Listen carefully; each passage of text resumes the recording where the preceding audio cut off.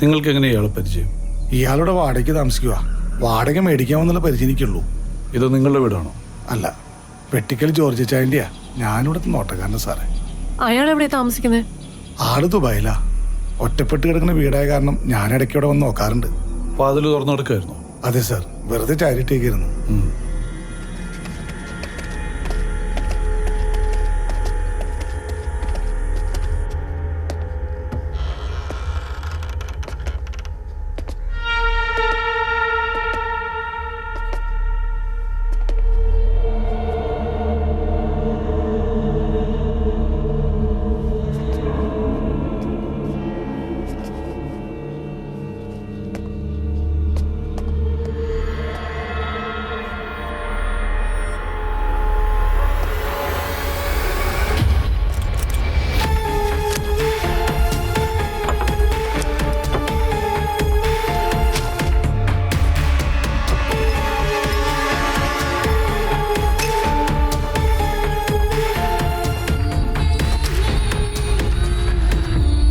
മരിക്കാനുള്ള കാരണം ഡ്രഗ്സ് തന്നെയാ.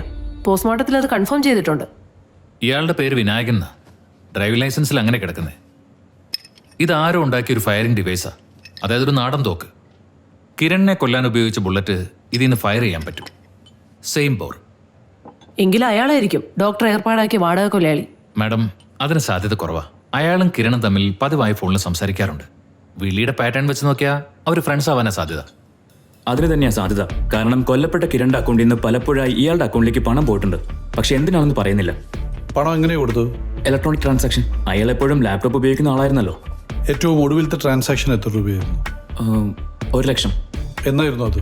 13-ാം തീയതി ബുധനാഴ്ച. ആ ദിവസത്തിന്റെ പ്രത്യേകത എന്താണെന്ന് ഓർക്കുന്നില്ലേ?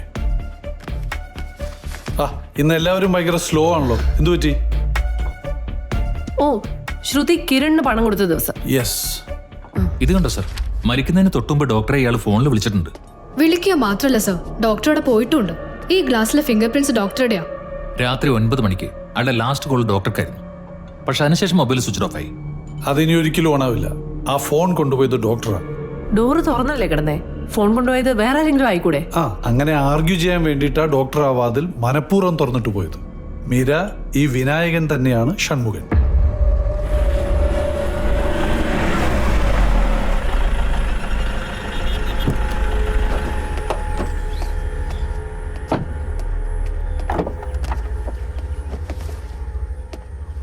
ഡോക്ടർക്ക് ഒരു ഷൺമുഖനെ അറിയോ?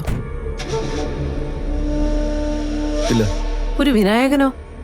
ഒരു ഡ്രഗ് അഡിക്റ്റ് ആയ വിനായകനാണെങ്കിൽ എനിക്കറിയാം. എങ്ങനെ അറിയാം? അയാള് എൻ്റെ പേഷ്യൻ്റാണ്. അയാൾ എങ്ങനെയാ നിങ്ങളുടെ പേഷ്യൻ്റ് ആയേ? മാം, ഒരു ദിവസം ഞാൻ ചേരിയിൽ ചികിത്സിക്കാൻ പോയപ്പോഴാണ് അയാൾ എന്നെ വന്ന് കണ്ടത്. എന്തൊക്കെയോ ഡ്രഗ്സ് എടുത്തിട്ട് അയാൾ ആകെ എജിറ്റേറ്റഡ് ആയിരുന്നു. ഞാൻ കാരണം ചോദിച്ചപ്പോൾ അയാൾ പറഞ്ഞത് ഏതോ കൊലപാതക കേസിൽ പോലീസ് അയാളുടെ പിന്നാലെയാണെന്ന്. ചികിത്സ വേണമെങ്കിൽ ഹോസ്പിറ്റലിൽ വന്നതിനെ കാണാൻ പറഞ്ഞു. അയാൾ വരികയും ചെയ്തു. അതിന് നിങ്ങൾ സൈക്കാട്രിസ്റ്റ് അല്ലല്ലോ, പിന്നെന്തിനാ അയാൾ നിങ്ങളെ കാണാൻ വന്നത്? Sir, that's what exactly I try to explain him. എന്നെയല്ല, ഒരു സൈക്കാട്രിസ്റ്റിനാണ് അയാൾ പോയി കാണേണ്ടതെന്ന് ഞാൻ പറഞ്ഞു. ഞാൻ സിറാട്ടോണിൻ പ്രിസ്ക്രൈബ് ചെയ്തു. അടുത്ത ദിവസത്തേക്ക് ഞാൻ സൈക്കാട്രിസ്റ്റുമായി അപ്പോയിന്റ്മെന്റ് എടുത്തു കൊടുത്തു. അപ്പോ ആശുപത്രിയിൽ വെച്ച് മാത്രമേ ഡോക്ടർ അയാളെ കണ്ടിട്ടുള്ളൂ അല്ലേ? അല്ല മാം, അന്ന് രാത്രി ഞാൻ അയാളുടെ വീട്ടിൽ പോയിരുന്നു. എന്തിനായിരുന്നു അത്? രാത്രി ഏകദേശം ഒരു 9 മണിയായപ്പോഴത്തേക്ക് അയാൾ എന്നെ ഫോണിൽ വിളിച്ചു. ഞാനാകെ വറീഡായി. അതുകൊണ്ട് ഞാൻ വീട്ടിൽ പോയെന്ന് കണ്ടതാ. എന്നിട്ട് ഞാൻ ചെല്ലുമ്പം വേറെ എന്തൊക്കെയോ ഡ്രഗ്സ് എടുക്കാനുള്ള തയ്യാറെടുപ്പിലായിരുന്നു അയാൾ. ഞാൻ ചെന്നത് അയാൾക്ക് വലിയ കാര്യമായി. എനിക്ക് ജ്യൂസൊക്കെ തന്നു. പിന്നെ ഞാൻ അയാളെ പറഞ്ഞ് സമാധാനിപ്പിച്ചിട്ട് ഞാനിങ്ങ് തിരിച്ചു പോരുകയും ചെയ്തു. പിന്നെ ഡോക്ടർ അയാളെ കണ്ടോ? ഇല്ല സർ. എന്താ പ്രശ്നം? അയാൾ മരിച്ചു.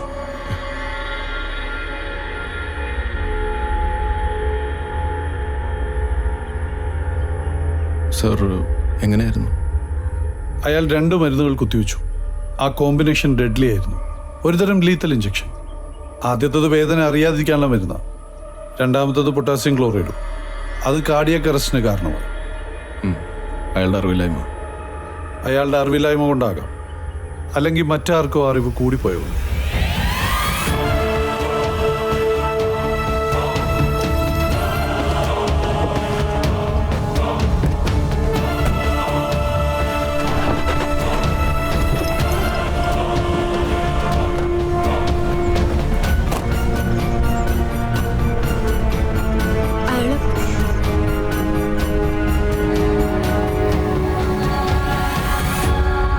മോർണിംഗ്.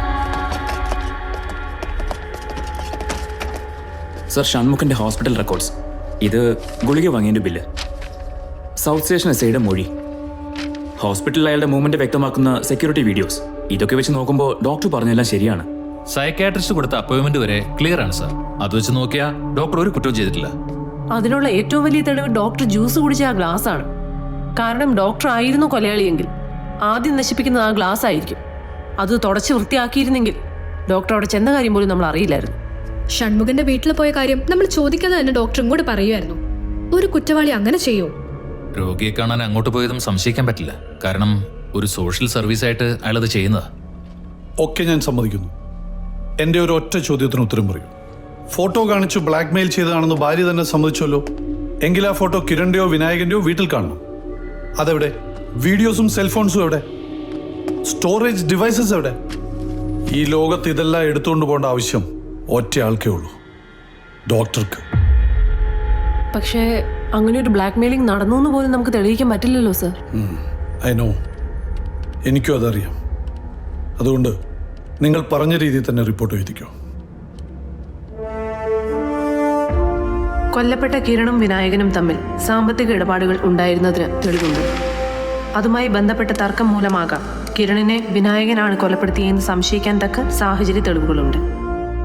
കൊല നടത്താൻ ഉപയോഗിച്ച നാടൻ തോക്ക് വിനായകന്റെ മുറിയിൽ ഒളിപ്പിച്ച നിലയിൽ കണ്ടെടുത്തു. പോലീസിന്റെ അന്വേഷണം തന്റെ നേരെ തിരിയുന്നത് മനസ്സിലാക്കിയ വിനായകൻ മാനസിക സമ്മർദ്ദത്തിന് ചികിത്സ തേടിയതിന് തെളിവുണ്ട്. ഡ്രഗ് അഡിക്റ്റായ വിനായകൻ കുത്തിവെച്ച 2 മരുന്നുകൾ ഒരു ലീതൽ മിക്സ് ആവുകയും അത് അയാളുടെ മരണത്തിന് കാരണമാവുകയും ചെയ്തു. കിരണിന്റെയും വിനായകന്റെയും മരണങ്ങൾ പരസ്പരം ബന്ധപ്പെട്ട് കിടക്കുന്നുവെന്നും ഈ അന്വേഷണത്തിൽ തെളിഞ്ഞു.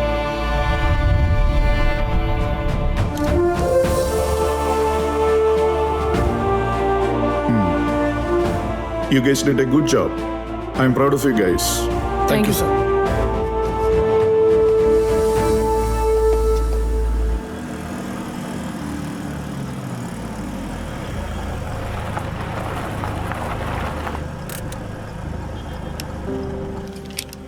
ആദ്യമായിട്ടാണ് ഞാനൊരു കേസിൽ തോക്കുന്നത്. സ്വന്തം ഭാര്യയെ രക്ഷിക്കാൻ വേണ്ടി കിരണിനെയും വിനായകനെയും ഡോക്ടർ കൊന്നു.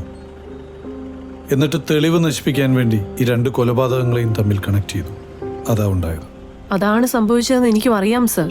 പക്ഷെ നമുക്ക് കിട്ടിയ തെളിവുകൾ വെച്ച് ഡോക്ടർക്ക് ഇതിൽ പങ്കില്ലാന്ന് തെളിയിക്കാനാണ് എളുപ്പം. അതുതന്നെയാവും ഡോക്ടറുടെ വക്കീലും വാദിക്കുക. കോടതി ഡോക്ടറെ വെറുതെ വിടുകയും ചെയ്യും. ശരിക്കും അതല്ലേ സർ വേണ്ടത്? സാർ എന്തിനു വേണ്ടിയാ പോലീസായെ? നീതി നടപ്പാക്കാനല്ലേ?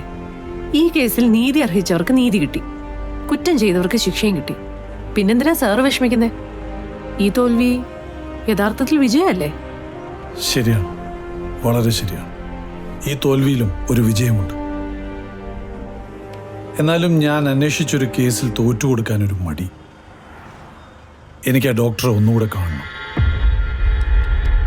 Let's go.